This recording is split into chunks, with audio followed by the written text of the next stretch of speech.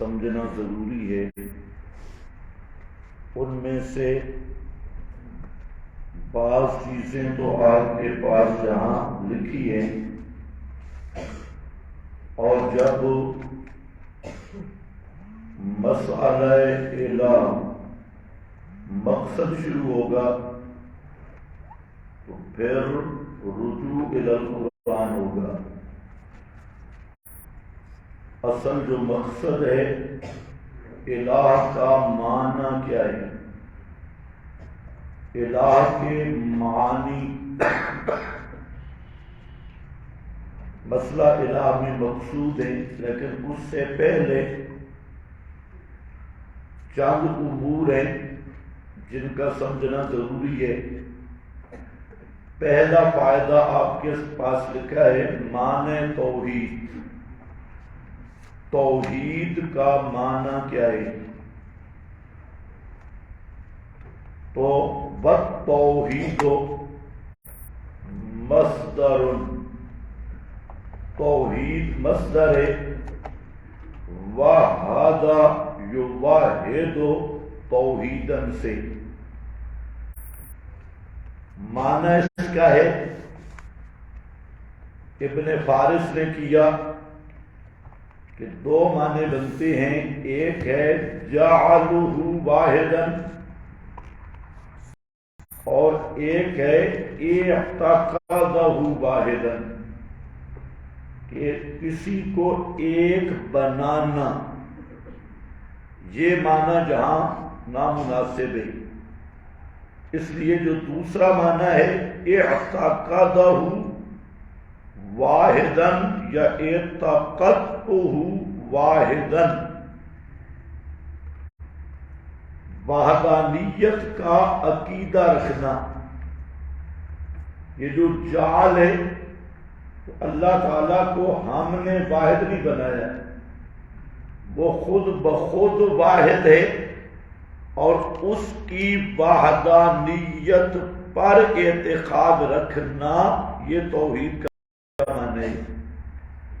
تو یہاں ابن فارس نے دو معنی کیے، جعلہ واحدا، یہ معنی نامناسب ہے اور غلط ہے۔ یہاں اللہ تعالیٰ کے دربار کہ یہ مناسب معنی نہیں، وجہ میں نے بتا دی کیوں نہیں، کہ اللہ تعالیٰ کو مخلوق نے تو واحد نہیں بنایا، یا آپ نے تو واحد نہیں بنایا، تو پھر جعلہ واحدا کا کیا معنی؟ ایک بنانا۔ تو یہ معنی بالکل یہاں توحید باری میں صحیح نہیں ہے۔ اور دوسرا معنی اعتقادہ واحدا، کہ وحدانیت کا عقیدہ رکھنا، یہ جہاں مراد ہے۔ تو توحید میں دو چیزیں ہیں، ایک تو یہ توحید مصدر ہے، تفعیل، اور دوسرا اصل کیا ہے؟ وحد یوحد۔ تو اب وحد یوحد کا معنی کرتے ہوئے خیال کرنا ہے، لفظ یہی ہے۔ اگر مخلوق کے لیے یہ ہوگا وحد یوحد توحیدا تو جعلہ واحدا، اور اگر اللہ تعالیٰ کے لیے ہوگا وحد یوحد توحیدا تو معنی ہوگا اعتقادہ واحدا یا اعتقدتہ واحدا، عقیدہ رکھنا وحدانیت کا، میں نے اس کے واحد ہونے کا عقیدہ رکھا۔ تو حاصل کیا نکلا؟ کہ توحید کا معنی اللہ کو واحد سمجھنا، اللہ تعالیٰ کو واحد سمجھنا، اس کی وحدانیت کا عقیدہ رکھنا۔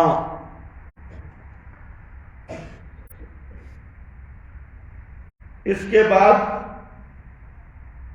مسئلہ ہے کہ توحید کی اصطلاحی تعریف کیا ہے۔ یہ تو لغوی بات ہے، اصطلاحی بات کیا ہے؟ یہ بات ذہن میں رکھ لے کہ کسی چیز کی تعریف کے دو طریقے ہیں۔ آج کے غالی حضرات اس پہ بڑا ناز کرتے ہیں کہ جی تم توحید کرتے ہو، لیکن توحید کی جامع معنی تعریف کرے۔ شرک کرتے اور شرک کی جامع معنی تعریف کرے۔ ہم انشاءاللہ ایسی جامع معنی کریں گے کہ ان کے سارے موانع ختم ہو جائیں گے۔ اور یہ مفتی احمد یار گجراتی کا شٹل لے، جو بریلوی حکیم الامت ہے، اس نے 3 چیلنج کیے۔ اس نے کہا کوئی وہابی گلابی توحید، شرک اور بدعت ان 3 کا معنی نہیں بتا سکتا کہ شرک کہتے کس کو ہے، توحید کہتے کس کو ہے، بدعت کہتے کس کو ہے، یہ نہیں بتا سکتے۔ اور ان کا بیٹا ہے مفتی اقتدار نعیمی، اس کا فتاوی نعیمی ہے، اس میں تو اس نے اور ایک شٹل چھوڑا، وہ بھی مفتی اعظم ہے۔ اس نے کہا کہ یہ جو توحید کا لفظ ہے یہ وہابیہ کی ایجاد ہے، اور توہین رسول کے لیے توحید کا لفظ کافی ہے۔ یہ اس کا شرعی استفتاء بھی موجود ہے، فتاوی نعیمیہ بھی میرے پاس ہے، اور یہ مفتی احمد یار صاحب کا صاحب زادہ ہے۔ اس لیے ہم کہتے ہیں اللہ تعالیٰ مولویوں کو یا تو بیٹے دے ہی نہیں، اگر دے تو انسان کے بچے دے، کیونکہ یہ جب اوپر چڑھتے ہیں تو کام گڑبڑ ہوتا ہے۔ تو مفتی نعیم، یہ جو نعیم ہے، اس کی اس عبارت کو دیکھ کے میں بڑا حیران ہوا کہ توحید وہابیہ کی ایجاد ہے۔ 3 لفظ اور بھی لکھے، اور ساتھ لکھا کہ توہین انبیاء کے لیے یا توہین نبوت کے لیے لفظ توحید کا کافی ہے۔ تو یہ حضرت صاحب کی تحقیق ہے، مفتی صاحب کی۔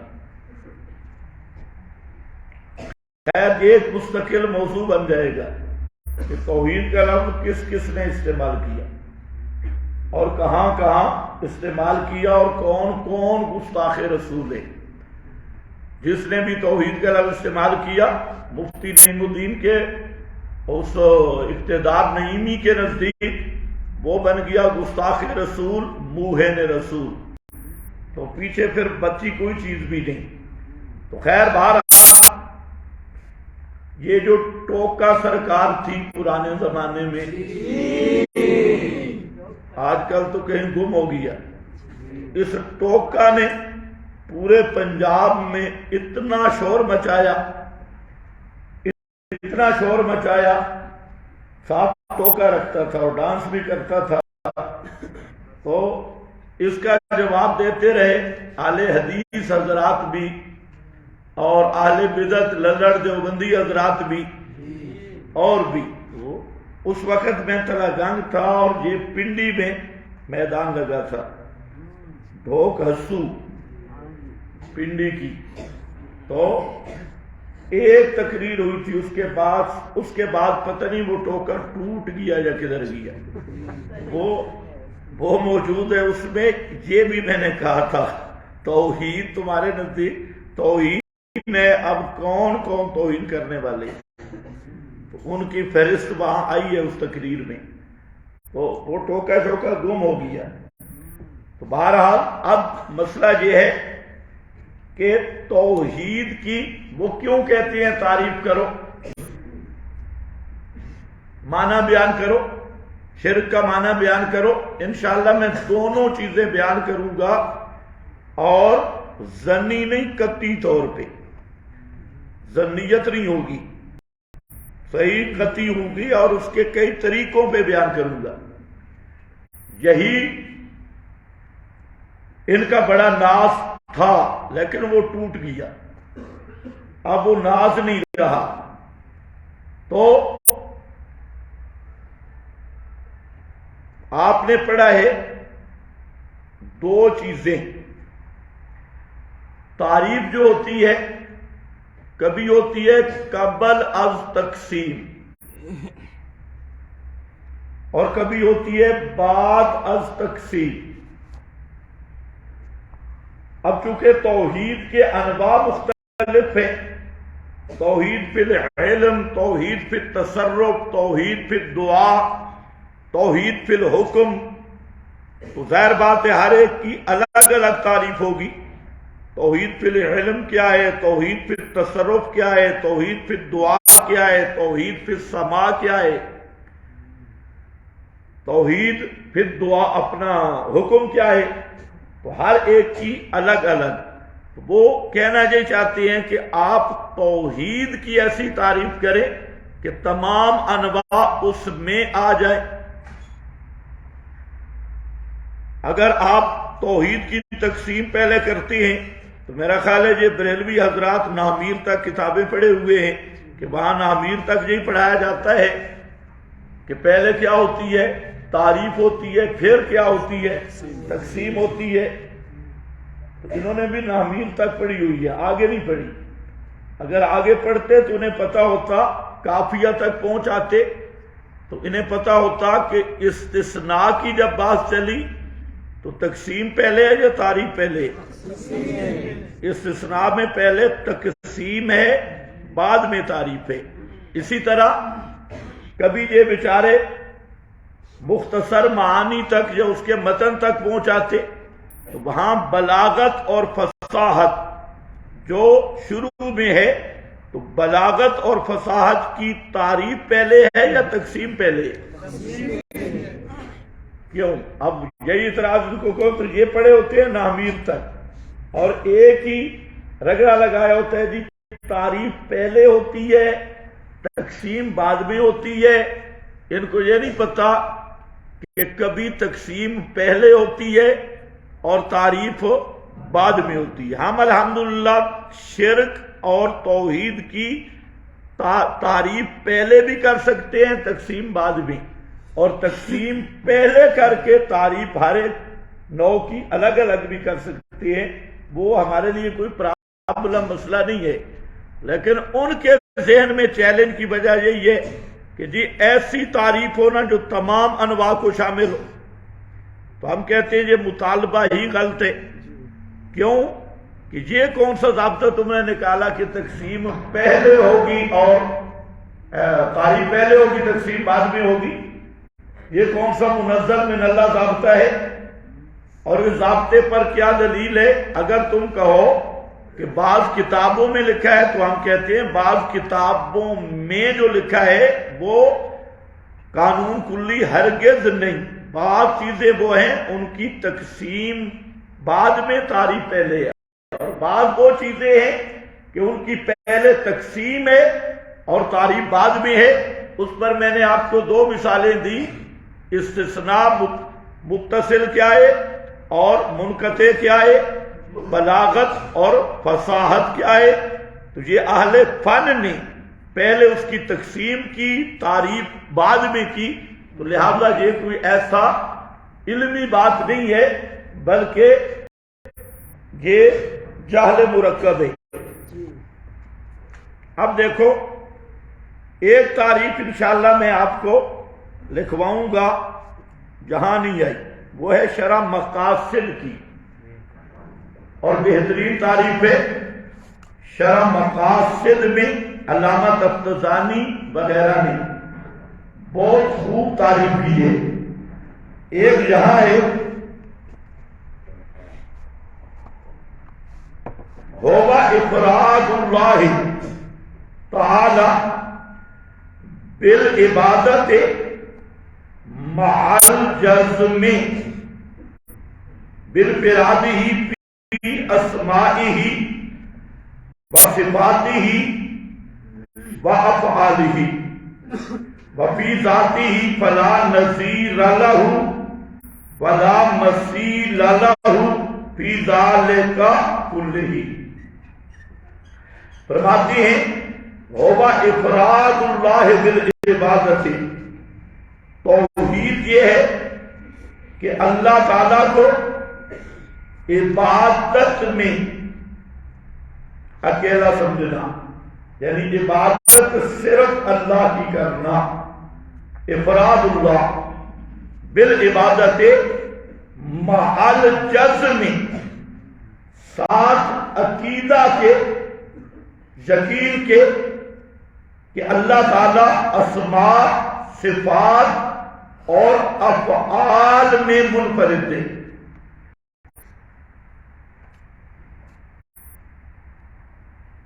کیا ہے؟ بانفرادہ فی اسمائہ و صفاتہ و افعالہ، اللہ تعالیٰ اپنے اسماء میں، صفات میں اور افعال میں وحدہ لا شریک ہے،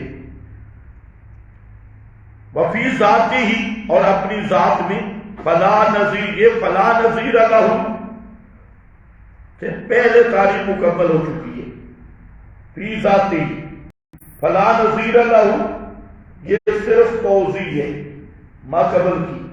تو حاصل توحید کیا نکلا کہ اللہ تعالیٰ کو عبادت میں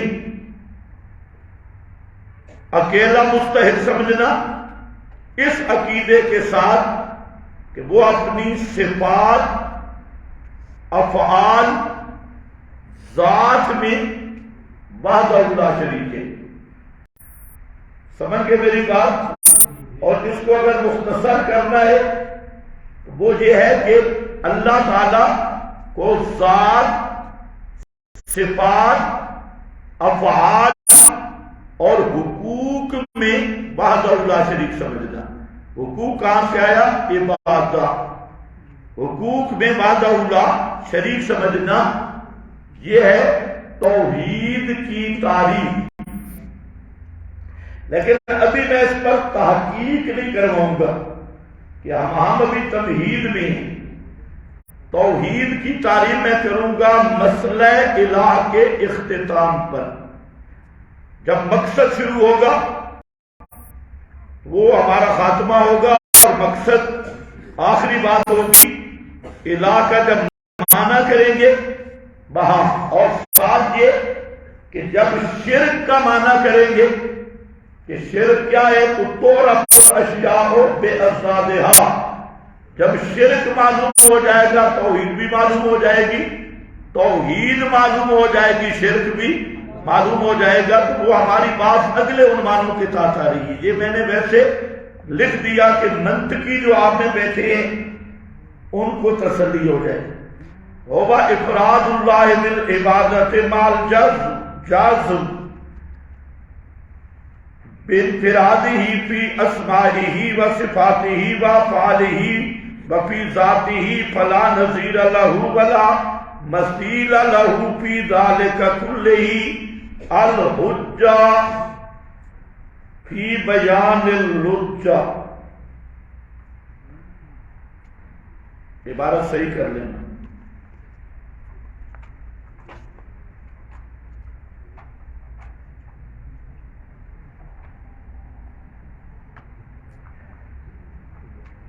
یہ دوسرا معنی لکھا ہے، دوسری تعریف، یہ بھی مفہوماً پہلی کی طرح ہے۔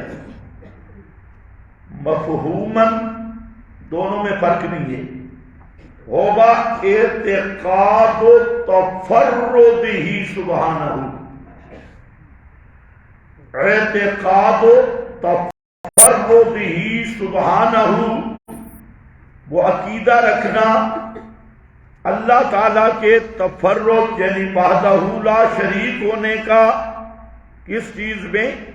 فی ربوبیتہ و الوہیتہ و اسمائہ و صفاتہ، اللہ تعالیٰ کی ربوبیت میں، الوہیت میں، اسماء میں، صفات میں، وَتَخْصِيصُهُ بِالْعِبَادَةِ، اور اللہ تعالیٰ کو خاص کرنا عبادت کے ساتھ۔ یعنی عبادت صرف اللہ کی کرنا. طریق الہدایہ، بس یہ پہلا پیدا ختم. اس پیدے کا حاصل تھا تحقیق التوحید، توحید کا لغوی معنی اور توحید کا اصطلاحی معنی.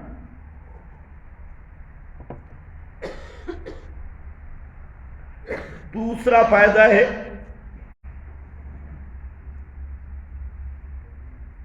مراتب توحید کے بیان میں. توحید کے مراتب، تو یہ بات ذرا ذہن میں رکھ لیں، پہلے اچھی طرح سمجھ لیں. اس کو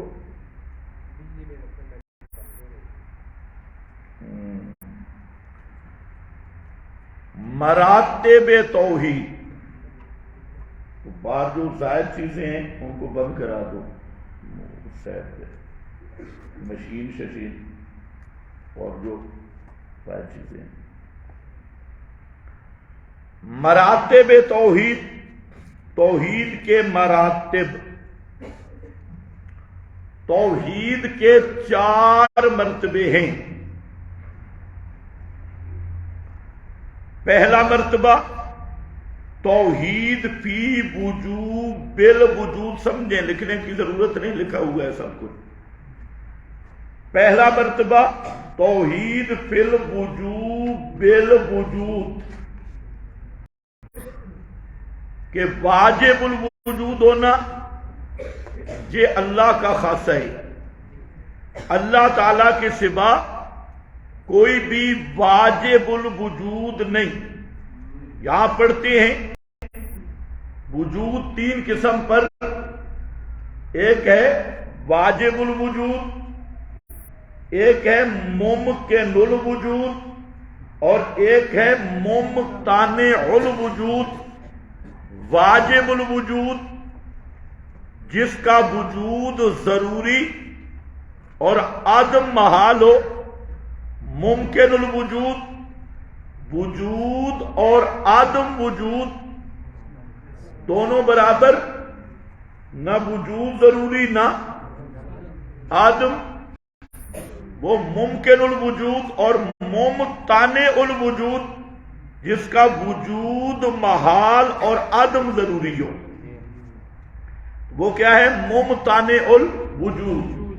تو یہاں کیا ہے؟ واجب الوجود. اس کی آسان تعبیر یہ ہے ہمیشہ سے ہمیشہ رہنا، ابتدا سے بھی پاک، انتہا سے بھی پاک، ازلی ابدی ہونا، ابتدا اور انتہا سے پاک ہونا.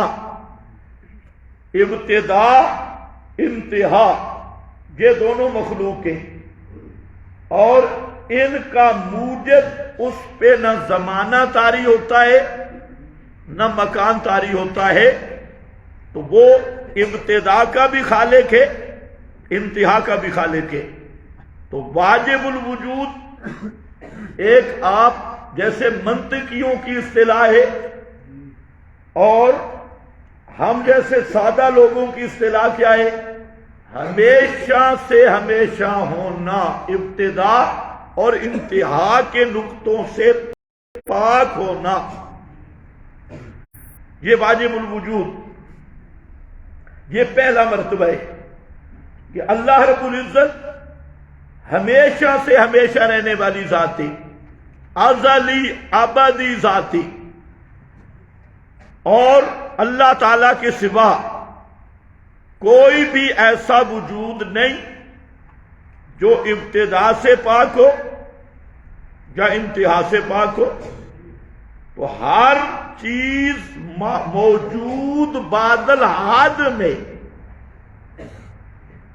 اور ممکن الوجود بھی اسی کو کہتی ہے جو عدم کے بعد وجود میں آئے، موجود بعد العدم. تو ساری کائنات وہ ممکن الوجود ہے. اللہ اکیلا واجب الوجود ہے. تو یہ پہلا مرتبہ ہے. دوسرا مرتبہ توحید کا خالق صرف اللہ ہے. پہلا لا واجب الوجود الا اللہ، اللہ تعالی کے سوا کوئی واجب الوجود نہیں.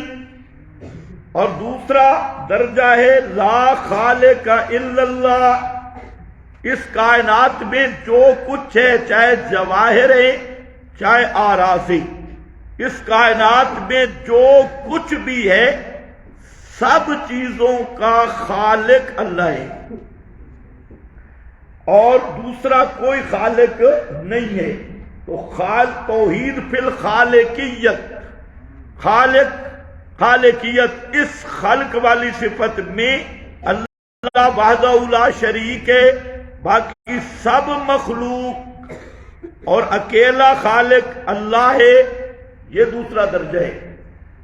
تیسرا درجہ ہے توحید کا التصرف، اس کائنات میں جو کچھ ہو رہا ہے، جو چیز جاری ہے، جو چیز ساکن ہے، جو چیز متحرک ہے، اور اس کائنات میں جو کچھ بھی ہو رہا ہے یہ سب کچھ کرنے والا صرف اللہ ہے. لا متصرف الا اللہ، یہ تیسرا مرتبہ ہے. چاہے چھوٹی چیزیں ہیں، بڑی چیزیں ہیں، امور عظام ہوں، امور حقیرہ ہوں، ان سب میں متصرف ہونا یہ اللہ کے ساتھ خاص ہے. ایک ذرہ کائنات میں بھی کوئی دوسرا متصرف نہیں. یہ کیا ہے؟ کتنے درجے ہو گئے؟ تیسرا درجہ لا متصرف الا اللہ. اور چوتھا مرتبہ ہے توحید فی الالوہیت. توحید فی الالوہیت، لا الہ الا اللہ، اللہ کے سوا الہ کوئی نہیں. اور اسی درجے پہ ہم آئیں گے. یہ درجہ ہے دعوت الانبیاء، لا الہ الا اللہ. تو درجے کتنے بن گئے بھائی؟ آپ بولیں گے میرے ساتھ میں. ہاں، ترجمہ تفسیر میں تو آپ ڈنڈی مار جاتے ہیں، خاموش رہتے ہیں، لیکن جہاں کام گڑبڑ ہوگا مسائل کا ساتھ اجرا بھی ہوگا. اور تب ہوگا جب آپ بولیں گے. جو صوفی بن کے بیٹھے گا وہ کیا کرے گا؟ میرے سامنے نہیں بولے گا، دوسروں کے سامنے کیا بولے گا؟ توحید کے کتنے مراتب ہے؟ شہادت. صحیح آواز آنی چاہیے. کتنے مراتب ہیں؟ نمبر 1 توحید فی وجوب الوجود، لا واجب الوجود الا اللہ.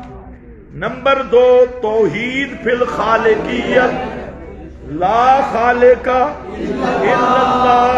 نمبر 3 توحید فی التصرف والتدبیر، توحید فی التصرف والتدبیر، لا متصرف الا اللہ. اور چوتھا درجہ توحید فی الالوہیت، لا الہ الا اللہ. یہ 4 مرتبے. اب دیکھو آپ کے پاس لکھا ہے، اور یہ ہے حکیم الامت حضرت شاہ ولی اللہ محدث دہلوی. اس پہ حوالے بہت زیادہ ہیں، لیکن میرا خیال ہے اس کا کوئی منکر بھی نہیں ہے توحید کے مراتب کا. اس لیے جہاں انکار نہیں ہے تو وہاں زور لگانے کی ضرورت بھی نہیں ہے. سمجھنا ضروری ہے یہ 3 مرتبے ہیں توحید، 4 مرتبے. شاہ ولی اللہ محدث دہلوی، اس کے بارے میں بھی سن لو کہ شاہ صاحب کا ہم نے نام لیا، ان کی عبارت لائے. برے صغیر میں جتنے مکاتب فکر ہیں اہل سنت کی طرف منسوب، اہل تشیع نہیں، اہل سنت کی طرف منسوب، چاہے وہ دیوبندی ہو، بریلوی ہو یا اہل حدیث ہو، یہ تینوں بڑے فرقے، ان کا دادا استاد شاہ ولی اللہ ہے. شاہ ولی اللہ محدث دہلوی اور برے صغیر میں کسی کی سند بھی شاہ ولی اللہ سے ہٹ کر پیچھے نہیں جاتی. اہل حدیثوں کی سند وہ بھی شاہ ولی اللہ، بریلویوں کی سند وہ بھی شاہ ولی اللہ، دیوبندیوں کی سند وہ بھی شاہ ولی اللہ. اس لیے یہ گولڑے کا پیر میاں علی، اس نے حضرت شاہ ولی اللہ کو حکیم الامت سے تعبیر کیا کہ یہ حکیم الامت ہے. احمد رضا خان کا فتاوی، اس میں احمد رضا خان نے حضرت شاہ ولی اللہ کو اپنا دادا استاد کہا ہے کہ میرا یہ دادا استاد ہے، اور ساتھ رحمت اللہ علیہ بھی احمد رضا خان نے لکھا ہے. حالانکہ احمد رضا کی جو نقطہ نظر ہے اس میں اسلام بہت تھوڑا ہے. احمد رضا کا جو نقطہ نظر ہے تو مسلمان شاید ہندوؤں میں کچھ ہوں، کلمہ گو مسلمان ان کے نزدیک کوئی بھی نہیں. اس لیے ان کی جب تکفیری کاوشیں اور ان کو کہا جاتا ہے مجدد، تو میں کہتا ہوں بالکل ٹھیک ہے، مجدد التکفیر ہے، مجدد التکفیر.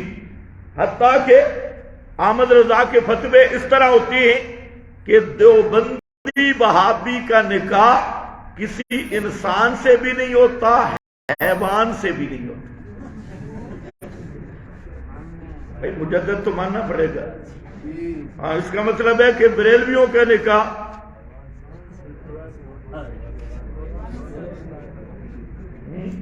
بڑھانے کے قدم سے ہو جائے گا. یہ ہے مجدد میعت حاضرہ، مجدد میعت حاضرہ.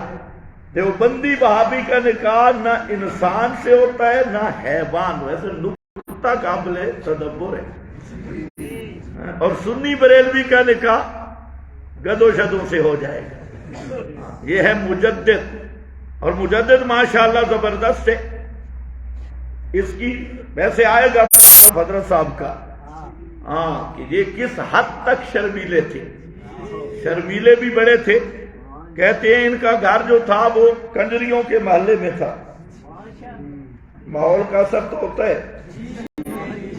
تو طوائف کے محلے میں تھا. تو ایک مرتبہ حضرت صاحب باہر تشریف لائے تو آگے طوائف آ گئی. یہ ادھر والے لوگ سپیکر بند کر دو. جب کسی مجدد کی تاریخ ہے تو فوراً بند کر دیا. تو حضرت صاحب جو ہے وہ باہر نکلے، آگے طوائف آ رہی تھی. تو حضرت صاحب کی جب نظر، طوائف سمجھتے ہو نا،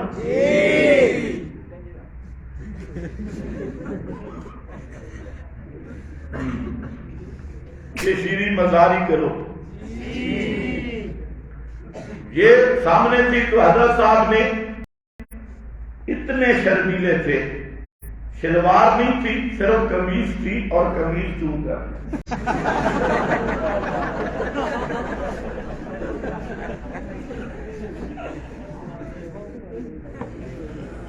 شرم آ گیا.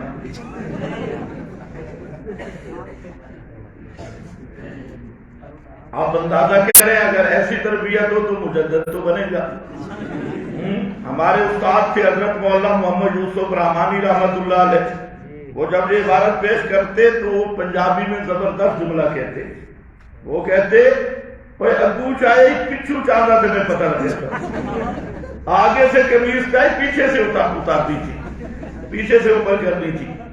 تو خیر یہ مجدد صاحب، مجدد التکفیر. لیکن احمد رضا خان نے بھی حضرت شاہ ولی اللہ محدث دہلوی کو اپنا استاد تسلیم کیا، دادا استاد اور رحمت اللہ علیہ بھی کہا. میں کہنا یہ چاہتا ہوں کہ احمد رضا کی قلم سے رحمت اللہ علیہ نکلنا بڑا مشکل ہے بہت، لیکن انہوں نے مانا. صرف بریلوی طبقہ میں بریلویوں کا معروف مناظر ہے، مناظر اعظم، جناب عمر اچھروی،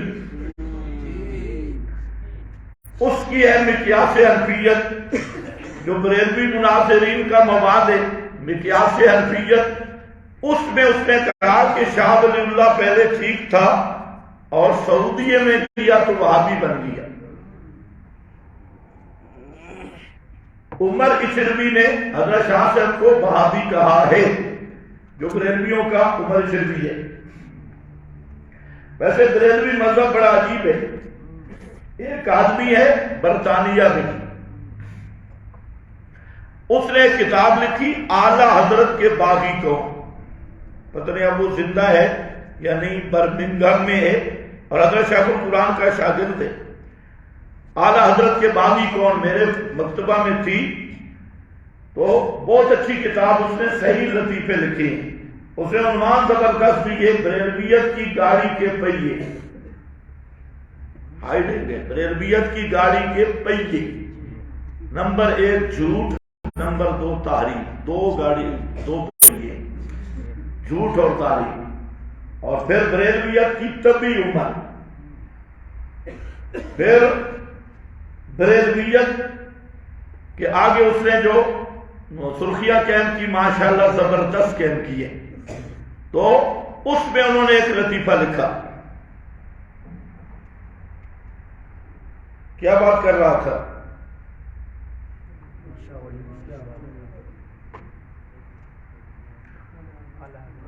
نہیں، اس نے لکھا بریلوی تضادات، ایک باب قائم کیا، 2-4 عبارتیں لکھی بڑی اچھی، تحقیق کے شاہ پارے۔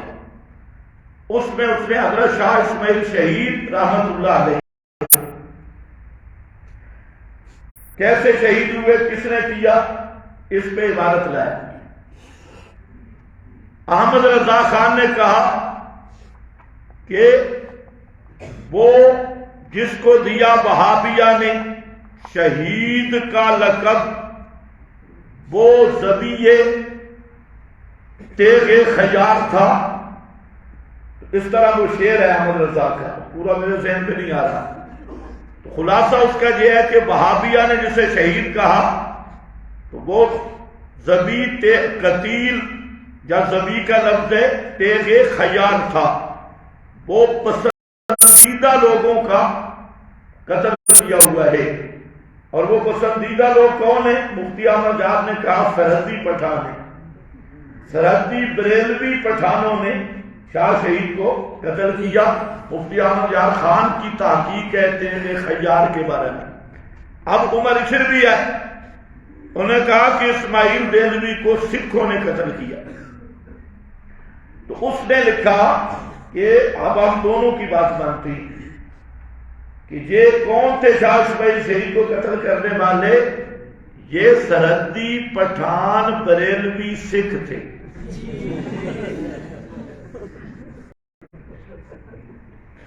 سرحدی پٹھان بریلوی سکھ تھے، کیونکہ آخر مناظر اعظم کی نہ مانے وہ بھی ناراض ہوگا، اور حکیم الامت کی نہ مانے وہ بھی ناراض ہوگا، اور اعلیٰ حضرت تو اعلیٰ حضرت ہے، وہ رضا کے نیزہ کی مار ہے کہ عدو کے سینہ میں دارے، جس طرف بھی آگے چھکے چھڑا دیے۔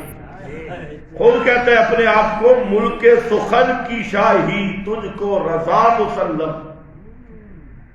کہ بولنے کی بادشاہی یہ تجھ کو رضا مسلم، رضا تیرے لیے سب لوگ مانتے ہیں، بک بک کا امام ہی، ملک سخن کی شاہی تجھ کو رضا مسلم، جس طرف بھی آ گئے چھکے چھڑا دیے، جو موضوع بھی اٹھایا تو چھکے چھڑا دیے، بڑا کچھ کیا۔ عمر اچھروی کے علاوہ جتنے بھی بریلوی اکابرین ہیں وہ حضرت شاہ ولی اللہ محدث دہلوی کی تعریف کرتی ہیں کہ شاہ صاحب حکیم الامت ہے۔ اہل حدیثوں میں ان کا جو جد امجد ہے شیخ الکل، من الکل، علال کل، بالکل، وہ ہے حضرت سید نذیر حسین دہلوی اس کو یہ کہتے ہیں شیخ الکل. اب یہ جو شیخ الکل ہے یہ ویسے وہ کہتے ہیں شیخ الکل اور ہم ادباً ساتھ ملاتے ہیں علل کل، کیونکہ اہل حدیث تو شیخ مانتے کسی کو نہیں، ان کا کوئی شیخ نہیں. ویسے عمر شربی نے ایک بات بڑی پتے کی لکھی، زبردست لکھی. میں کبھی کبھی سوچ کے کہتا ہوں یار اس کا ذہن شیطان نے کہاں پر لے لیا. بہت زبردست لکھی. اس نے کہا پرواز کی، اس نے کہا یوم ندعو کل اناس بامامہم، قیامت کے دن ہم ہر فرقہ کو اس کے امام کے ساتھ بلائیں گے. حنفی امام ابو حنیفہ کے ساتھ، شافعی امام شافعی کے ساتھ، مالکی امام مالک کے ساتھ. یہ اس کے معنی کر رہا ہوں، اپنا نہیں کر رہا. اور حنبلی امام احمد کے ساتھ. کہتے ہیں پیچھے غیر مقلد بن جائیں گے، یہ انتظار کر رہے ہوں گے بھئی ہمارا تو امام کوئی نہیں، ہم کس کے ساتھ جائیں. ابلیس آ جائے گا، کہہ دو میرے بیٹے تم میرے ساتھ.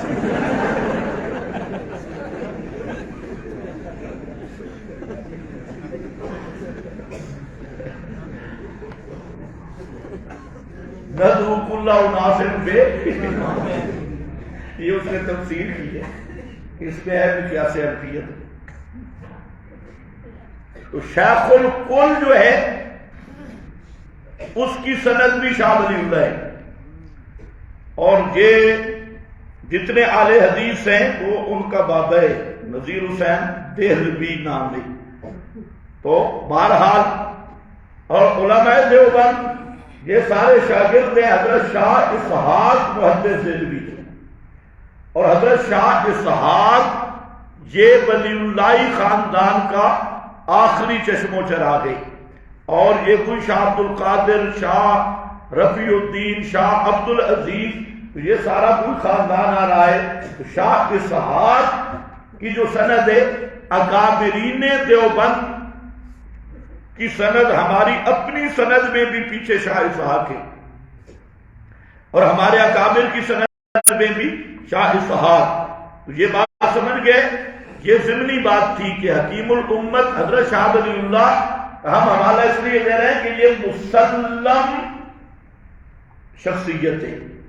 اس پر دیوبندی، بریلوی، اہل حدیث سب متفق ہیں. حضرت شاہ سے فرماتے ہیں وَعْلَمْ أَنَّ التَّوْحِيدَ، اغلاق دو ہوتے ہیں، اَنَّ لِلتَّوْحِيدِ، اَنَّ لِلتَّوْحِيدِ،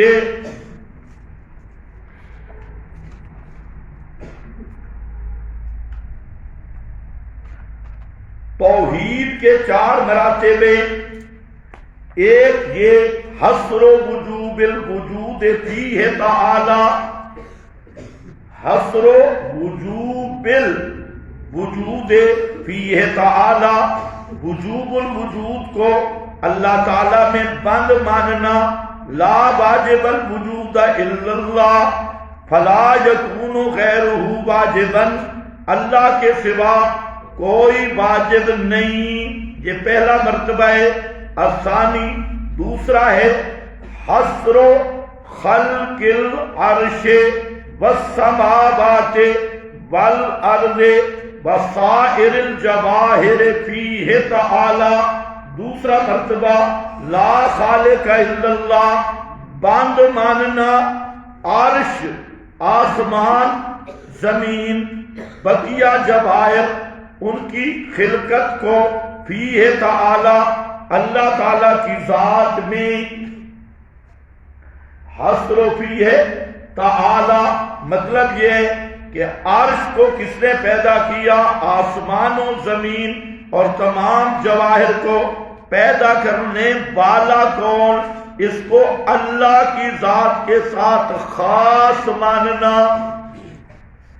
تو حاصل کیا نکلا؟ لا خالق الا اللہ. اسی کو میں نے کہا کہ جو کچھ کائنات میں ہے اس کا خالق صرف اللہ ہے، اللہ کے سوا کوئی خالق نہیں. اللہ خالق کل شیء لہ الخلق والامر. یہ چلیں گے انشاءاللہ شواہد القرآن کی بات میں. اور فرماتے ہیں ہاتان المرتبتان لم تبحث الکتب الالہیہ عنہما. یہ ضمنی بات ہے، ہم جہاں تک نہیں آ رہے، یہ ضمنی بات ہے. جو بات میں پڑھوں آپ اس پہ نشان لگائیں، جو چھوڑوں تو آگے آ جائے گی. یہ ضمنی بات کرتا ہے کہ یہ جو دو مرتبے ہیں کتب الہیہ نے ان سے بحث نہیں کی. وجوب الوجود کا مسئلہ ہو یا خالقیت کا مسئلہ ہو، یہ کتب الہیہ کا موضوع نہیں ہے. اشکال تو ہوگا، بحث نہیں کی. تو ابھی میں نے پڑھا ہے اللہ خالق ربک یخلق ما یشاء و یختار، بات کیسے نہیں کی؟ یاد رکھو کتب الہیہ نے ان امور پر بحث کی ہے، لیکن کس لحاظ سے کی ہے؟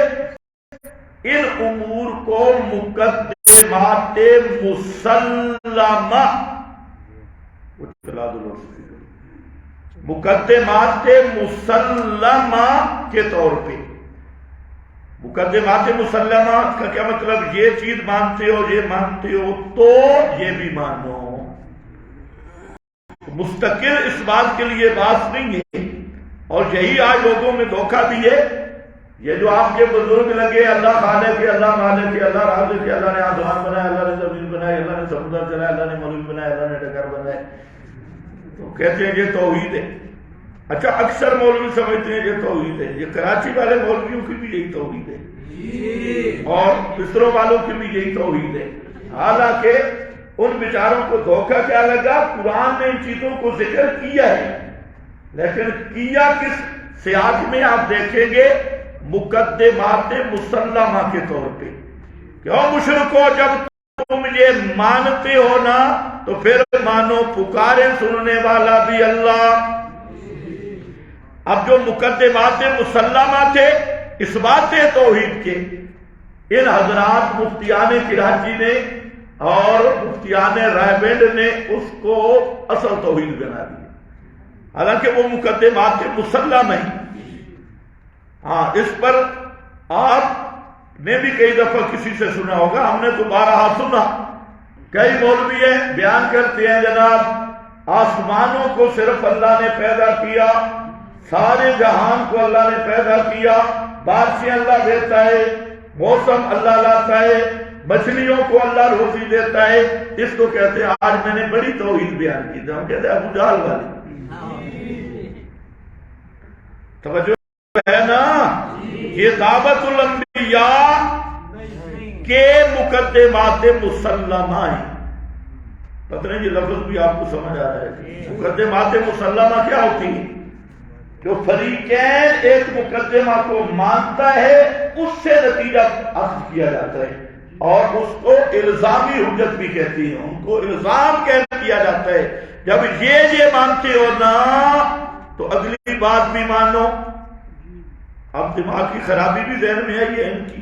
یہ جو بڑے بڑے مفتیان ہیں وہ سمجھتے ہیں کہ بس یہ آ گیا نا اللہ خالق ہے، اللہ مالک ہے، اللہ رازق ہے، روزی کون دیتا ہے، پیدا کون کرتا ہے، اولاد کون، یہ بات توحید ہو گئی، بے فکر ہے.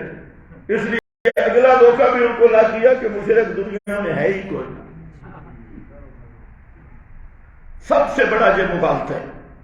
اور کئی مولویوں کو ہم ملے بڑے ہر فرقے کے، یہ الحمدللہ ہر فرقے کے مولوی سب سے زیادہ مجھے گالیاں دیتی، اور ہر فرقے کے جو ہیڈ ہیں وہ گفتگو میں اور بعض میں کمرے میں بیٹھ کر وہ مسئلہ بھی ہمارا تسلیم کرتے ہیں کہ یہ مسئلہ ٹھیک ہے، یہ مسئلہ ٹھیک ہے.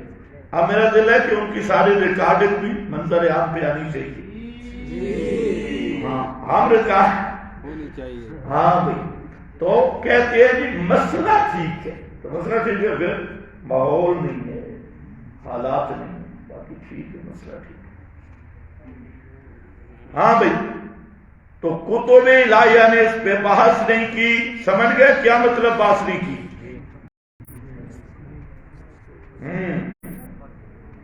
وَلَمْ يُخَالِفْ فِيهِمَا مُشْرِكُ الْعَرَبِ وَلَا الْيَهُودُ وَلَا النَّصَارَى، اور اس مسئلے میں یہ جو دو مرتبے وجوب الوجود والا اچھی طرح سمجھنا، وجوب الوجود والا مسئلہ اور خالقیت، توحید فی الخالقیت، نئی مخالفت کی، ان دو مسئلوں میں مشرکین عرب نے، مکہ والے مشرک بھی ان کے مخالف نہیں تھے۔ تو یہ رضا خانیوں کو میں نے کہا تھا، ان کے بڑے بڑے صنادید بریلویت، ان کو میں نے کہا، وہ بھی نہیں کہ شرک کس کو کہتے ہیں شرک، میں نے کہا دیکھو 12 طریقے سے شرک کا معنی سمجھاؤں گا، اور کسی ایک طریقے سے بھی تم نکل گئے تو پھر کہنا۔ ان میں ایک طریقہ آزمایا، ابھی تک نہ جواب آیا نہ قیامت تک آئے گا، اور سارے نخرے ختم ہو گئے۔ وہ طریقہ یہ تھا کہ میں نے کہا کہ ابو جہل مکہ والے مشرک ہمارے اور آپ کے نزدیک مسلمہ مشرک ہیں، اتفاقی مشرک۔ مکہ والوں کے شرک پر کیا ہے؟ اتفاق۔ تمہارے بارے میں اختلاف ہے، ہم کہتے ہیں تم مشرک ہو، تم کہتے ہو نہیں ہم تو مواحد ہیں۔ تو ایک چیز جو مسلمہ ہے، اب آپ نے بتانی ہے صرف ایک بات کہ شرک یا توحید کا ایسا معنی بیان کرو کہ مکے کا مشرک مشرک ثابت ہو اور تم بریلوی مواحد ثابت ہو جاتے۔ ٹھیک ہے کہ نہیں؟ تم کیا ثابت ہو؟ مواحد، اور مکہ والے کیا ثابت ہو؟ مشرک۔ یہی بات اب لڑڑوں کو بھی کہہ دو کہ تم مواحد ثابت ہو اور ابو جہل بیچارہ مشرک ثابت ہو، بس تم فرق بیان کر دو۔ آج تک نے جواب دیا نہ، انشاءاللہ قیامت تک آئے گا۔ ابھی مسئلہ الہ آپ سمجھیں گے، آپ کو پتہ چلے گا کہ ابو جہل بیچارہ بہت پیچھے تھا، یہ ابو جہل سے بہت آگے، وہ بیچارہ بدنام ہے۔ مکہ والے مشرک کیسے بدنام ہے؟ ان جو موجودہ بے ایمان ہے نا، موجودہ مشرک، کلمہ گو مشرک، یہ مکہ والوں سے کئی درجے آگے۔ اگر ابو جہل ان کے مقابلے میں آئے تو ان کی نسبت وہ مواحد اپنے آپ کو کہلایا گیا، اور بندے کے بچے بنو، میں نے بھی یہ شرک نہیں کیا تو تم شروع کر رکھا ہے، وہ بہتر تھا۔ اب دیکھو فرماتے ہیں لم یخالف فیہما مشرک العرب۔ اب دیکھیں بھائی مکمل حوالہ جات نہیں ہوتے، جہاں ہمارا مقصد آپ کو عنوان دیتا ہے۔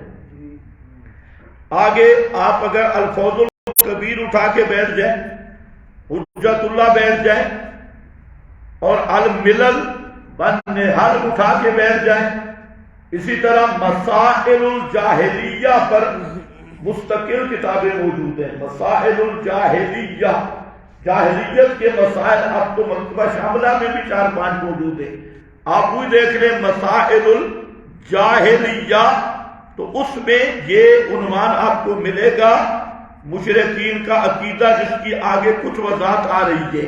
تو یہ جو مسئلہ ہے، مکہ والے مشرک یہود نصارہ ان دو باتوں میں مخالف نہیں تھے۔ یہود نصارہ بھی مانتے واجب الوجود اللہ، خالق صرف اللہ۔ حضرت عیسیٰ کو وہ خالق نہیں مانتے تھے، واجب الوجود نہیں مانتے تھے۔ حضرت مریم کو واجب الوجود نہیں مانتے تھے، اور ابو جہل اینڈ کمپنی، لات منات عزا ہبل ابراہیم اسماعیل، اپنے جن کو وہ پکارتے، وہ واجب الوجود بھی نہیں مانتے تھے اور خالق بھی نہیں مانتے تھے۔ یہ ہے لم یخالف فیہما مشرک العرب بل الیہود بل النصارى بل القرآن العظیم ناس علی انہما من المقدمات المسلمہ۔ یہ ہے عبارت سمجھنے والی۔ قرآن تصریح کر رہا ہے ناس، مشرک کا ستیہ ناش کر رہا ہے. ناصر قرآن نے تصریح کر دی ہے کہ یہ جو مسئلہ ہے انہما، یہ دو مرتبے توحید فی وجوب الوجود، توحید فی الخالقیت، یہ کون سے ہیں جناب؟ من المقدمات المسلمہ،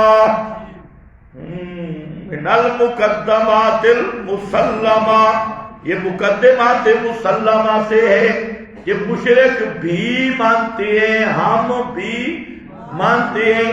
یہ اتفاقی مسئلہ ہے، اختلافی مسئلہ نہیں ہے. یہ اہم نقطہ ہے، اس کو ذہن میں رکھنا ہے. آگے چل کے انشاءاللہ اس کی جب تفصیل ہوگی تو پھر چھپر اٹھ جائے گا. مسلمہ عندہم، ان کے نزدیک، بثالثۃ، اور تیسرا درجہ ہے حضر تدبیر السماوات والارض وما بینہما فیہ تعالی. تیسرا مرتبہ میں نے آپ کو کیا بتایا؟ التصرف والتدبیر. التصرف والتدبیر کہ آسمانوں اور زمین اور آسمانوں زمین میں جو کچھ ہو رہا ہے اس میں متصرف کون ہے؟ بولو بولو شاباش، متصرف کون ہے؟ ہر چیز میں مدبر کون ہے؟ ہر چیز میں متصرف کون ہے؟ یہ تعالی، یہ تیسرا مرتبہ ہے. اس مرتبہ آگے اگلے عنوان میں آ رہا ہے کہ یہ اس کے بعد حصہ اتفاقی ہے، بعد اختلافی. لیکن جہاں درجہ ہم پڑھ رہے ہیں، اس لیے میں نے کہا کہ پہلے حضرت شاہ صاحب نے ضمناً وہ لکھ دیا لم جو خالق والی بات، ابھی تصریح آگے آ رہی ہے. یہ تیسرا درجہ ہے. اور چوتھا درجہ ہے لا یستحق غیرہ العبادۃ، اللہ کے سوا کوئی عبادت کے لائق نہیں ہے. یہ دونوں مرتبے جو ہیں، کون سا؟ تصرف اور تدبیر والا اور الوہیت والا، یہ دونوں آپس میں لازم ملزوم ہیں. دونوں ایک جیسے ملتے جلتے ہیں اور لازم ملزوم ہیں. اس کی بات میں انشاءاللہ تفصیل آ رہی ہے. تو یہاں تک خلاصہ یہ حجت اللہ ہیل والے کا ہے. خیال کرو، بڑے بڑے شیوخ پڑھتے ہیں حجت اللہ ہول والے کا. تو مہربانی کر کے مضاف لے کو مجرور رہنے دو. حجت اللہ ہیل والے کا. یہ حضرت شاہ صاحب کی کتاب، یہی بات حضرت شاہ صاحب کی الفوز الکبیر میں اور تفہیمات، وہ جو تفہیمات الہیہ ہے اس میں ہے. اسی طرح الملل والنحل کا حوالہ میں نے دیا. مسائل الجاہلیہ، ان میں لفظ ضروری نہیں یہ ملے. عام طور پہ طالب علموں کو دھوکہ لگ جاتا ہے کہ اس طرح کی عبارت تو نہیں، عبارت کوئی بھی ہو، عبارت سے عبارت الگ ہو سکتی ہے، لیکن مطلب جو اصل حاصل ہے یا معنی مفہوم ہے اس کو مد نظر رکھو. تعبیرات مختلف ہو سکتی ہیں. ختم، یہ پہلی چیز. اب اسی کی تھوڑی تفصیل ہے. درجہ اولا توحید فی وجوب الوجود، یعنی وجوب الوجود اور قدیم کو، قدم کو. اس لیے پڑھ رہا ہوں، مسئلہ ہو گیا ہے، عبارت کی تصحیح کرتے جاؤ. قدم کو اللہ تعالیٰ کے ساتھ مختص ماننا، اس کے سوا کسی ہستی کو بھی واجب الوجود، قدیم، عدم سے پاک نہ جاننا، بلکہ اللہ تعالیٰ اور اس کی صفات کے سوا ہر شے کو ممکن، فانی اور حادث یعنی موجود بعد از عدم جاننا. توحید کے اس درجے کا مقابل شرک فی وجوب الوجود ہے، یعنی اللہ تعالیٰ اور اس کی صفات کے سوا کسی شے کو واجب، قدیم اور عدم سے پاک ماننا. وہ کیا ہوگا؟ شرک فی وجوب الوجود. یہ شواہد القرآن، قرآن پاک کے شواہد. یہ شواہد کیوں کہا جاتا ہے؟ یہ امام رازی کی اصطلاح ہے، شواہد القرآن. امام رازی کا دعویٰ ہے کہ توحید بدیہات سے ہے. دلیل نظری چیز بھی ہوتی ہے اور منطقی ہو. وہ کہتا ہے کہ یہ کیا ہے؟ بدیہاتی. اس لیے یا توحید کے لیے دلیل کا لفظ نہیں لاتا، شاہد. شاہد بدیہات کے لیے شواہد کا لفظ آتا ہے، لیکن دلیل کس کے لیے آتی ہے؟ نظری چیز کے لیے. امام رازی رحمہ اللہ اور باقی حضرات کہتے ہیں توحید کے لیے تو دلیل کی ضرورت ہی نہیں. یہ تو ایسے ہے جیسے سورج نصف النہار پہ ہے، بالکل دوپہر پہ سورج کھڑا ہے. اس لیے شواہد القرآن، قرآن کے شواہد دلائل. پہلا شاہد ہے کل شیء ہالک الا وجہہ، کل شیء ہالک الا وجہہ. ہر چیز ہلاک ہونے والی ہے، ہالک الا وجہہ مگر وجہہ. اب ذرا خیال کرنا، یہ محاورہ ہے یا صفات ہے؟ سوچ لو. اب غیر مقلد سے پوچھو کہ یہاں تو معاذ اللہ اللہ بھی کیا، صرف وجہ باقی رہے گا. اور اب کہہ دے نؤمن بہ ولا نسألک کہ اللہ کا صرف چہرہ رہے گا. نؤمن بہ، نؤمن نکفر بہ، یہ مومن نہیں ہوگا. تو چہرہ سے مراد ذات ہوتی ہے، جو محاورہ ہے. یریدون وجہہ کیا مانا؟ یہ محاورہ ہے. تو وجہ سے مراد ذات ہے. توجہ سمجھو ہے یا گئی؟ اب جو نیا ہے ان کو کون سمجھائے؟ محاورات کے ہیں اور اسماء صفات کا مسئلہ کیا ہے. ان بیچاروں کو بھی غیر مقلدوں والی سمجھ لگی ہے. کل شیء ہالک الا وجہہ، ہر چیز ہلاک ہونے والی ہے مگر ذات اس کی. سورہ قصص آیت نمبر 88. اور اب اس پہ فہم سلف ابو سعود الحنفی، یہ سلطنت عثمانیہ، خلافت عثمانیہ کا قاضی القضات، چیف جسٹس. خلافت عثمانیہ، خلافت عثمانیہ جو تھی یہ مسلمانوں کی بہترین بادشاہ تھے. 635 سال تک خلافت قائم رہی سلطنت عثمانیہ. اس کے آخر میں تصوف کا غلبہ ہو گیا اور صوفی بھی نکل آئے خالی. پھر وہ یہ اللہ تعالیٰ کا ضابطہ ہے، جب قوم بگڑ جائے تو پھر اس کا صفایا ہو جاتا ہے. تو 635 سال تک 3 بڑے اعظموں پر حکومت کی ہے اور 635 سال ایسے جہاد کیا جیسے جہاد کرنے کا حق ہے. یہ جو یورپ تھا اور یہ جتنے صلیبی کفار، یہ ایسے کانپتے تھے جیسے آپ کے حکمران اب یورپ والوں سے کانپ رہے ہیں. ایسے یہ کانپتے تھے. اس وقت بھی خاکے بنے تھے، کسی نے خاکے بنائے. حالانکہ سلطنت عثمانیہ کا ایک دفعہ درمیان میں واقعہ پیش آیا، ایک دفعہ آخر میں.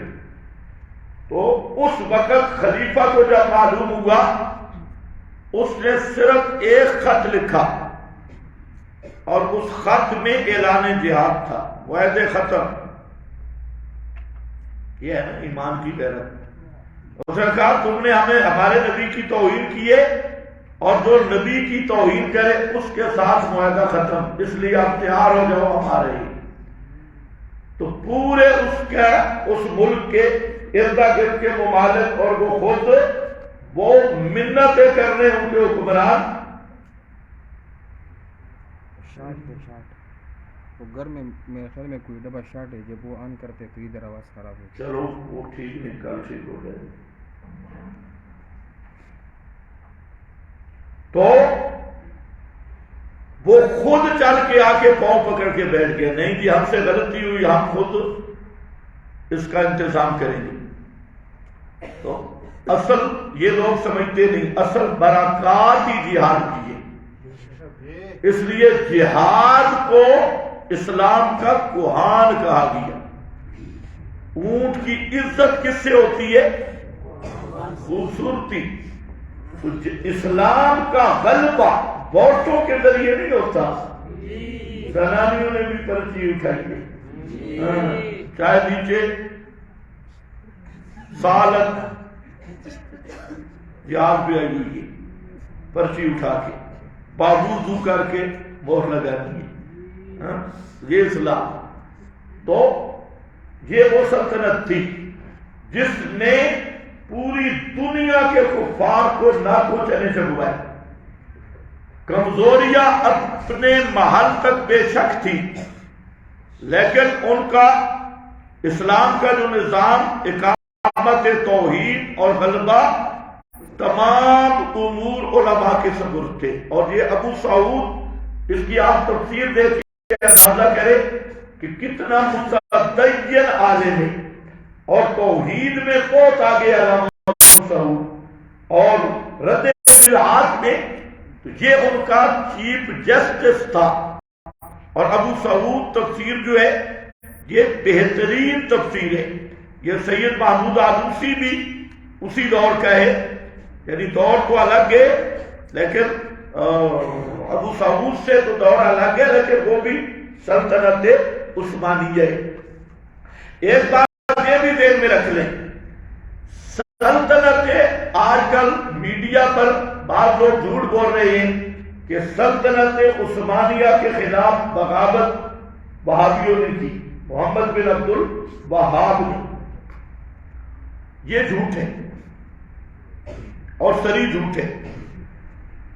سلطنت عثمانیہ کے ساتھ بغاوت کی تھی شریف مکہ نے. شریف مکہ، اور شریف مکہ ایک مستقل ہوتا تھا، اور برطانیہ اور ان بے ایمانوں کے ایمان پر پورا سال تک لڑائی ہوتی رہی. اور شریف مکہ نے بغاوت کر کے حجاز مقدس کو خلافت عثمانیہ سے کاٹ دیا. محمد جو تھا، محمد بن عبد الوہاب، اس نے شریف مکہ سے حجاز لیا ہے، سلطنت عثمانیہ سے نہیں لیا.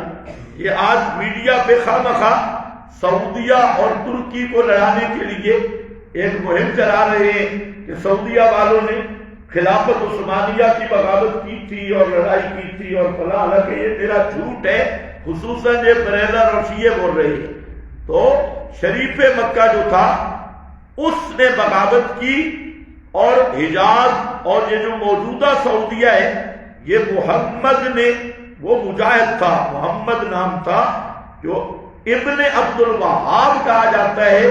تو یہ عبد الوہاب تو کوئی صحیح العقیدہ بھی نہیں تھا، اصل وہ محمد نام تھا اس کا، جو اس کا بیٹا تھا. اور اس نے جہاد شروع کیا، اور جتنے صوفی تھے نا تو اس نے ماشاءاللہ چوکوں پہ ذبح کیا ہے. کہتے ہیں خدا کی قسم حق ادا کر دی. محمد بن عبد الوہاب پہ خدا کی کروڑوں رحمتیں. صحیح مجدد تھا، اور اس نے آ کر وہ جتنے بڑے بڑے شرک کے اڈے بنے ہوئے تھے سب کو گرا دیا. ادھر کتنا چیخ پکار شروع ہو گئی، اور جی گر گئے. جس طرح آذری بت گرے تھے اور ان کا معبد خراب ہوا، مسمار ہوا، تو وہ چیخنے لگ گئے تھے کہ اسی طرح انہوں نے بھی چیخنا شروع کیا. پاکستان سے بھی آپ کے مولوی حضرات بھی گئے تھے اور یہ بھی منتیں کرتے تھے.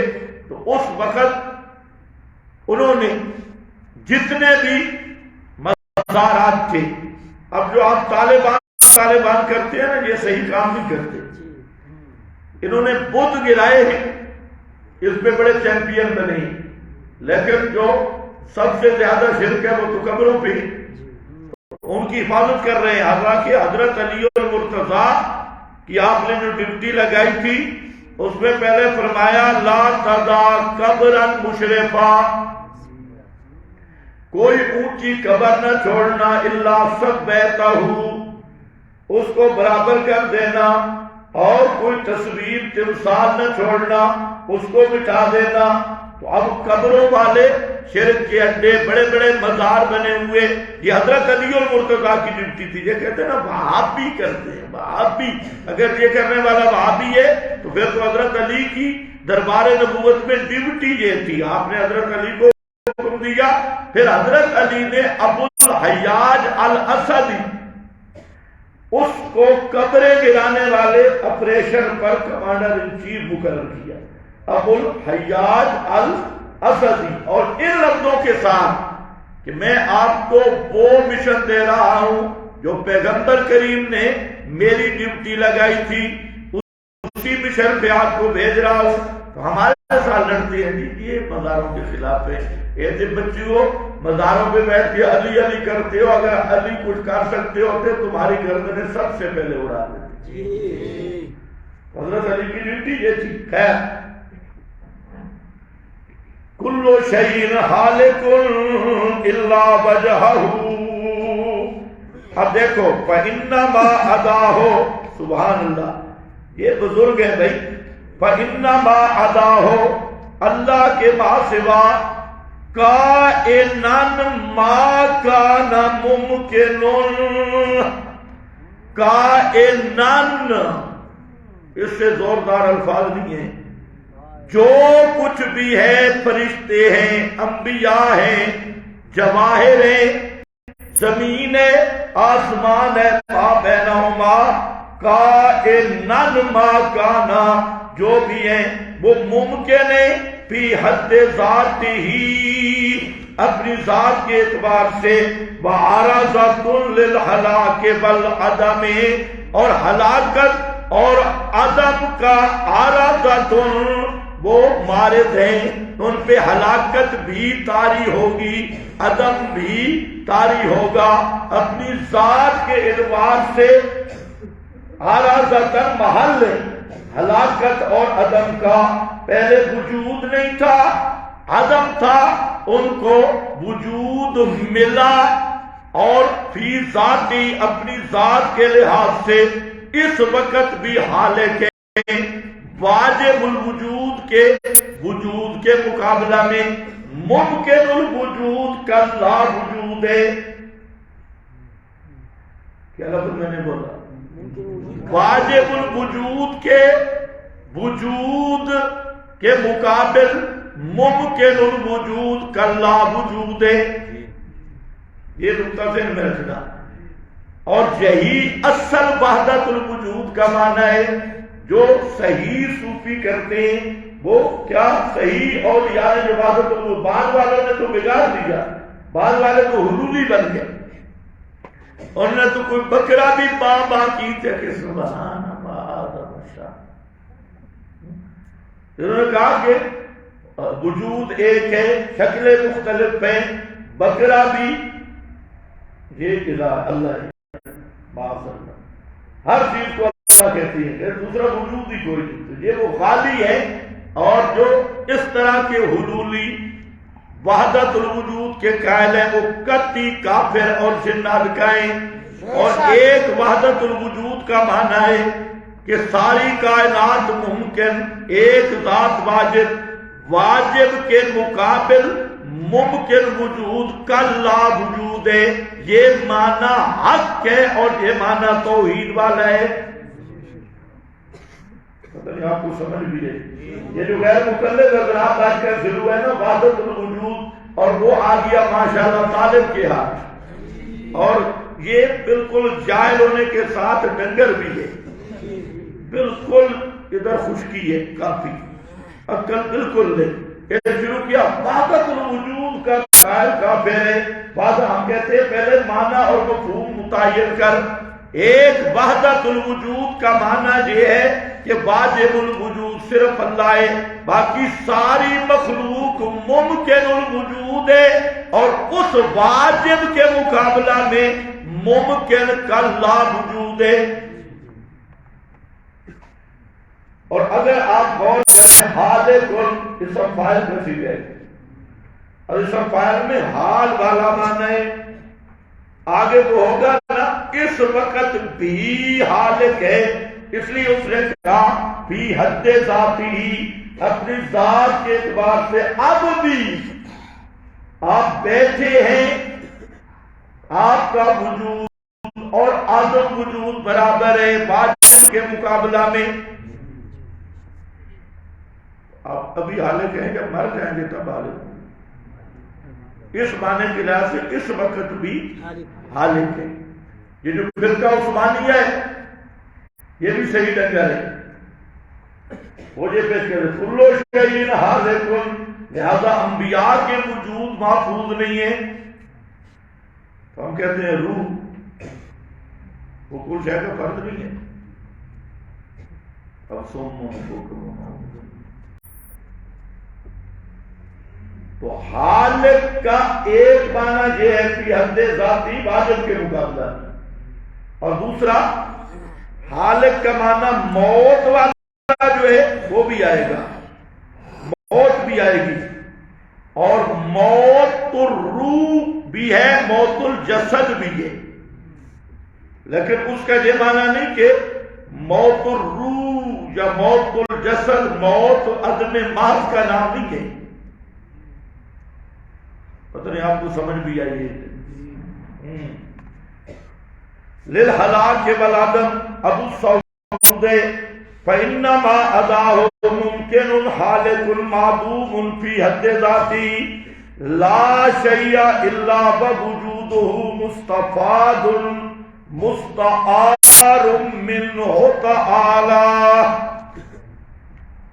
یہ مظہری ہے، کہتے ہیں اللہ تعالیٰ کے سوا ہر چیز ممکن ہے۔ ممکن کا معنی ابھی ہے کہ نہیں؟ یا آپ کی اردو والا ممکن نہیں ہے، یہ اصطلاحی ممکن ہے جس کا وجود آدم برابر ہے۔ ممکن حالق معدوم فی حد ذاتی، اپنی ذات کے لحاظ سے بھئی ممکن جو ہے وہ واجب کے مقابلہ میں گویا کا لا وجود ہے، الا وجود مستفاد مستعار منہ تعالی، مگر اس کا وجود مستفاد ہے، حاصل شدہ۔ مستفاد کیا ہے؟ حاصل شدہ ہے، عاریتاً لیا ہوا ہے اللہ تعالیٰ کی طرف سے، یعنی اس وجود کو پیدا کرنے والا اللہ تعالیٰ ہے، مظہری ہے۔ فَإِنَّ كُلَّ مَا أَدَاهُ، اللہ تعالیٰ کے سوا جتنی چیزیں ہیں وہ کیا ہے؟ ممکن الوجود لذاتی، وَكُلُّ مَا كَانَ مُمْكِنَ الْوُجُود، ہر چیز جو ممکن الوجود ہے، کَانَ قَابِلًا لِلْعَدَمِ فَكَانَ قَابِلًا لِلْهَلَاكِ، جو عدم کو قبول کرنے والی ہے تو ہلاکت کو بھی قبول کرنے والی ہے۔ فَأُطْلِقَ عَلَيْهِ اسم الہلاک نظراً الی ھذا الوجہ، تفسیر کبیر امام راضی کی علامہ بیضاوی فرماتے ہیں فَإِنَّمَا أَدَاهُ مُمْكِنٌ حَالِقٌ فِي حَدِّ ذَاتِهِ معدوم، یہ بھی اسی طرح ہے بیضاوی شریف، کل موجود فی وقت من الاوقات، ہر موجود چیز جو کسی وقت میں ہلاک ہو جائے گی اس کے وجود کے بعد، مگر ذات اللہ تعالیٰ کی، آپ سمجھ گئے وجہ کا معنی کر رہا ہے، ذات اللہ تعالیٰ کی روح المعانی ہے۔ بس یہ پہلا شاہد تھا جس کا حاصل یہ کہ ساری مخلوق عدم سے وجود میں آئی اور پھر بھی ہلاکت کے معرض میں ہے، ایک ہی وجود ہے واجب الوجود۔ شاہد نمبر 2، کل من علیہ فان ویبقی وجہ ربک ذو الجلال والاکرام، معنی کیا ہے؟ ہر ایک جو زمین پہ ہے فان فانی ہے، باقی رہے گا وجہ ربک، یہاں پر بھی وجہ ربک، ذات تیرے رب کی، ذو الجلال والاکرام، کل من علیہ اے علی الارض، اس میں ایک لطیف نکتہ ہے، ذو الجلال والاکرام ذات مع الصفات، ذات وہ ذات کیا ہے؟ ذو الجلال والاکرام، تو باقی کون ہے؟ اللہ ذات مع الصفات، وہ بات پڑھتے ہیں ذات صفات باری عین ہے یا غیر؟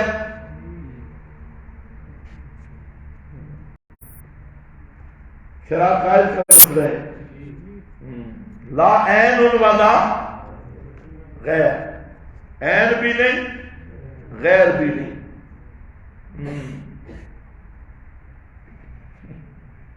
تو کیا ہے پھر؟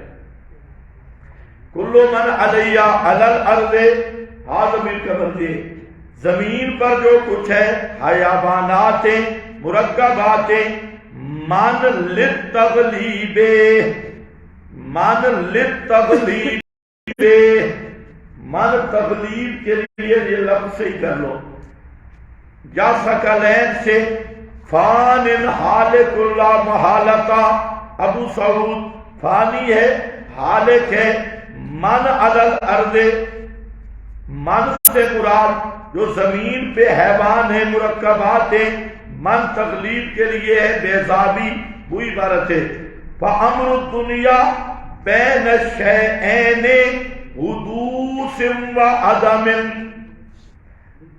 ساری دنیا کا معاملہ دو چیزوں کے درمیان ہے، حدوث و عدم، حدوث اور عدم کے درمیان، اما البقاء فلا بقاء لہ، رہ گئی بقا تو دنیا کے لیے بقا نہیں ہے، فلا بقاء لہ لأن البقاء استمرار الکبیر، بل اشارت بالفنا الى جمیع الموجودات علی الارض من حیوان وغیرہ، بس یہ بھی وہی آ رہا ہے کہ من جہاں تغلیب ہے غیر ذوی العقول پر، ذوی العقول کو غلبہ دیا گیا ہے، ورنہ چاہے ذوی العقول ہو غیر ذوی العقول ہو، ساری چیزیں حالق اور فانی ہیں، ایک ہی ذات واجب الوجود ہے اور وہ اللہ کی۔ ابن عطیہ سمجھ گئے؟ ہر عطا علی الانسان ہین من الدہر لم یکن شیئا مذکورا، یہ بھی دلیل ہے، ہر عطا علی الانسان، الانسان اس میں جن سے، اب جو صوفی ہے نا وہ مردود صوفی متصوف ہے، وہ کہتے ہیں کہ جو حل ہے استفہام اور انکاری کی، انسان پہ ایسا زمانہ آیا ہی نہیں جب وہ کوئی چیز نہ ہو، استفہام انکاری یا حل الگ انسان، دیکھو اندر کیا ہے انسان پر ہین من الدہر، کوئی گھڑی زمانے کی کہ نہیں تھا وہ کوئی چیز قابل ذکر۔ متصوف کیا معنی کرتے ہیں؟ حل استفہام انکاری، یعنی انسان پہ ایسا دور آیا ہی نہیں کہ وہ شاید مذکور نہ ہو، یعنی انسان کیا ہے؟ قدیم ہے، ہمیشہ سے آ رہا ہے۔ اچھا، ان کو خراب صوفیوں کو فلسفہ نے کیا ہے، منطق اور فلسفہ، اس لیے جو منطقی اور فلسفی ہوتا ہے اس کا ایمان باللہ صحیح ہونا ناممکن ہے، اور اس کی علامت یہ ہے کہ اس کا کبھی منطقی اور فلسفی کا دل قرآن میں کچھ نہیں ہوگا، حتیٰ کہ جو بڑا منطقی فلسفی ہوگا وہ قرآن کی تلاوت بھی نہیں کرے گا، نسوار میں دل خوش ہوگا، اور بغیر نسوار رکھے منطق آتی نہیں، تو مہربانی کرنا نیچے نہ رکھنا نسوار، صفوں کے نیچے، ہاں ہم وہاں قاضی صاحب کے پاس پڑھتے تھے گجرانوالہ میں، حضرت مولانا قاضی حمید اللہ خان صاحب، تو وہ مجتہد فی الفنون تھے، ہم 4-5 پنجابی تھے، باقی سارے دوست بزرگ تھے۔ تو وہاں ماشاءاللہ جب پہلا ہفتہ آیا نا، وہ صفائی کرنے والے نے سبیں اٹھائیں تو نیچے پل بنے ہوئے تھے نسوار کے سبوں کے لیے، وہ سارے منطق پڑھنے والے، مجبوری ہے، اب ضروریات تبیح المحظورات، ضرورت تھی۔ تو خیر ہاں بھائی، صوفیوں کو گمراہ کس نے کیا؟ منطق اور فلسفہ نے، اور ویسے بھی شیطان غالب تھا، اور بس منطق آ جائے، فلسفہ آ جائے تو یہ آلۃ قانونیۃ لے، ہاں، والمراد بالانسان الجنس عام فی کل انسان، اے لم یکن موجودا الانسان اسم و جنس۔ ابن عطیہ بڑا زبردست آدمی ہے، کئی باتیں بہت خوب لکھتا ہے، اس کی تفسیر ہے المحرر الوجیز۔ وَعْلَمْ أَنَّ الْغَرَضَ مِنْ هَذَا التَّنْبِيهُ عَلَىٰ أَنَّ الْإِنسَانَ مُحْدَثٌ۔